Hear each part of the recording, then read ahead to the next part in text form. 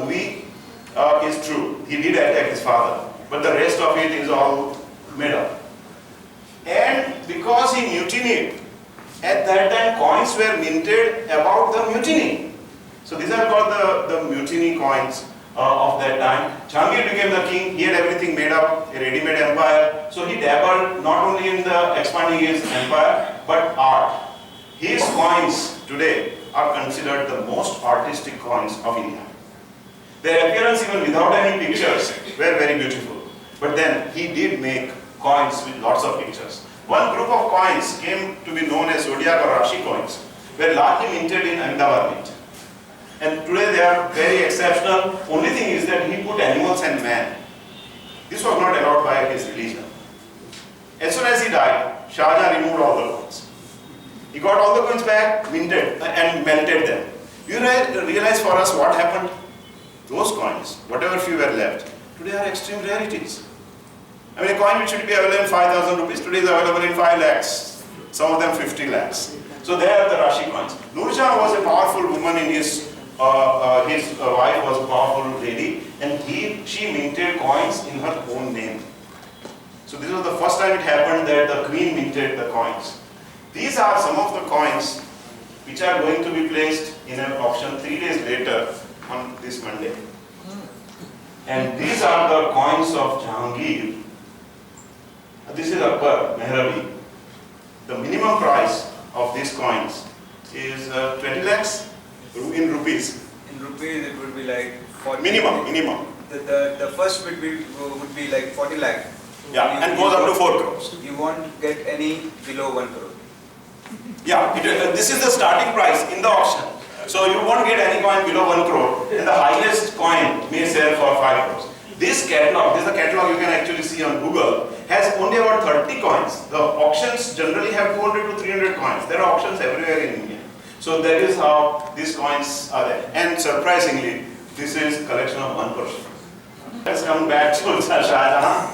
Shah Jahan again had his empire well made. He did expand it, dabbled in some art, removed the figures. No figures left on the coins. He made Taj Mahal and Red Fort in Delhi that we are familiar with. But he also made Moti Shahi Mahal. This is our ex-governor house and Sardar Vallabhbhai Memorial. You know, very coincidental thing is, you see his rule, he came as a king in 27. This was made in 1622. At that time, Jahangir had made him governor of Gujarat. So, as a governor of Gujarat, he made this. So even at his time, it was a governor house. And later on, we also made it a governor house. Aurangzeb, entirely a different personality. Aurangzeb had only two things in his mind: great expansion of his empire and spreading of his religion. Nothing else. He was a simple man. You know how simple? He used to sleep on the ground in a barren room. He used to make handwritten copies of Quran and Muslim caps, and selling them, he used to earn money from which he used to eat. Greatest king the world has seen. This is the third time, if you realize, India entirely was under one rule. Afghanistan to Assam, Kashmir to the South India. But he was a staunch Muslim. He removed the Quran kalmas and name of 4 caliphs which used to appear on coins. Why? Because suppose a coin falls on the ground and you put a foot on it. So he removed those names. Instead of that, he put poetic couplets and the titles of the king. Always the mint was written and the date was written. So his coin, now you see, compare it with the Jahangir coins, become very simple. Only 3 times. Entire India was under one rule. Ashok, Muhammad Taghlaq and Aurangzeb. At the time of Aurangzeb, this vast empire required so many coins. Ahmedabad came to become the greatest mint of Aurangzeb's time, and it minted 57% of the entire Indian coins. In one day, it made 1 lakh coins. What? The Tangshan. Has anybody seen Tangshan? Yes. No, there is no building there. It's just an area. The building was lost ages back. It is just an area. But there the Tangshan was, which made in 28 different denominations and 300 metals 1 lakh coins every day. So that is, we may call a pride of Ahmedabad. Who was the Mughal king after Aurangzeb? Bahadur Shah Zafar. Wonderful. Wonderful. Now watch this. Aurangzeb died in 1707. Mutiny occurred in 1857. There were 150 years. 14 Mughal kings came between Aurangzeb and Bahadur Shah Zafar. 14. They were like Shah Alam, Farrukh Shir, Muhammad Shah, Ahmad Shah, Alamgir II, etc. They all minted the coins. Some of them ruled for a few days or weeks. Their coins are exceptional. Manish, एक बार कही तो ना most expensive Mughal coin, which king? Azim Shah.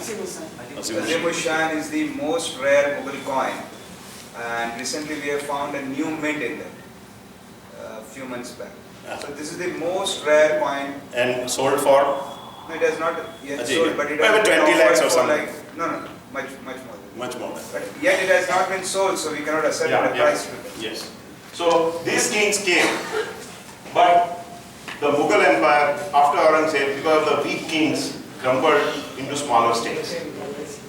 Post Aurangzeb started the era of princely states and kingdoms. And this is the time where the mutiny occurred. This, my friends, is an actual photograph of the last Mughal, who died in Rangoon jail. At that time, there were 600 princely states in India, out of which 100 were in Gujarat. And all of them minted coins. Shivaji, who's made a small empire, was greatly expanded by the Peshwas, who were actually the Senapatis of the kings, and Bajirao I of the Mastani fame. Mastani was Bajirao's second wife. All the rest is nonsense. That's all is known. The rest is story. So this is a coin. Our 11th display is at the Shivaji Maharaj coin, which is a copper coin, which you can see. Tipu, his father Hyder Ali established an empire, and then Tipu, only 2 kings in that dynasty. After Tipu, again it went back to Hindu Bodiyar kings who ruled Mysore. And like that, there were many princely states: Baroda, Junagadh, Kutch, Jamnagar. Sikh Empire, in which Ranjit Singh Ji was the last great king, after which the empire crumbled, taken over by the British. The Awadh, Jaipur, Assam. Nizam of Hyderabad was called the richest man in the world by the Time magazine. Mysore, Bodiyar, Travancore, they were all princely states. This is coin of one princely state in Ahmednagar area, and this was like hairpin. The European powers came. I'm going to make it brief because you know this history quite a bit. Even the Dutch came and French came. They established only small foothold. Even the Portuguese could establish only the port towns. Our 12th display is a Portuguese coin. But the British had a toehold in India in Jahangir's time, when Thomas Roe got the permit to trade in Surat. Ek pag muki dido. And then they expanded from there. But actual British Empire started by Robert Clive in 1757, where he defeated Bengal Nawab. From then on, the British established 3 presidencies. Like the Maurya time we saw, 3 capitals: Bengal, Bombay and Madras. And surprisingly, the coins were also different. But do you see one thing? They continued Urdu language on their coins, because that was the running language in India. The mutiny occurred at the time when India was not under British. Please remember, entire India was not ruled by British for 200 years. Just 90 years. Before that, India was like this. Large part of it was under British.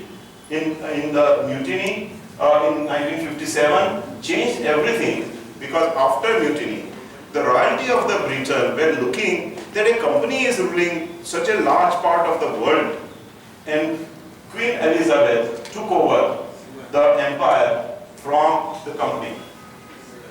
Queen Elizabeth, Queen Victoria, sorry. These are the Victoria coins in young age and then older. But as soon as she took over, uniform coins were established all over India instead of 3 different, and Victoria started being called Empress. That is the time Victoria Empress name came, because she took over the power of India. She ruled for 64 years, and in between 1962 was frozen, so it lasted for many years like that. Just one mention of paper money.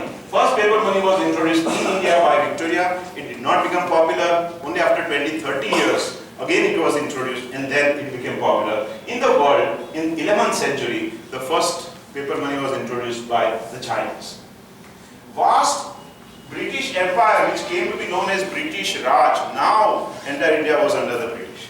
And that is why there were two phases, under the East India Company for 100 years and under the British Raj for 90 years. But do you realize, today only I found out, 30 crore population was controlled by a British force of 20,000 men. Total number of officers and soldiers was only 20,000. Okay, total number of Britishers were many, but they were clerks and administrative people. Because who ruled us? Indian people. They were in the army. So the soldiers were largely Indian, and 3 more kings ruled India, and then our great persons and the trauma of World War all led to independence of India. This came to be the first rupee of independent India. This occurred under George VI. Again, an interesting finding. Greek, Scythians, Sasanians, Huns, Kushans, Sultans and Mughals came. They intermingled, and they are still here. We, some of us, are descendants from those people. They never left. Lock, stock and barrel, the British had to leave. All had to leave. Only a few thousand people remained.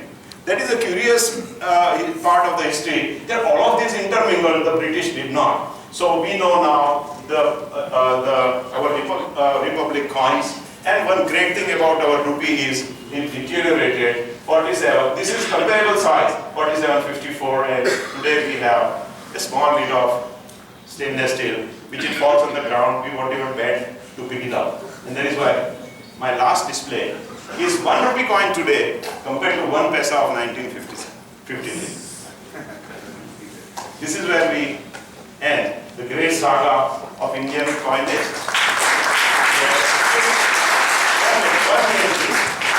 We have seen Stone Age equipments to our great falling rupee.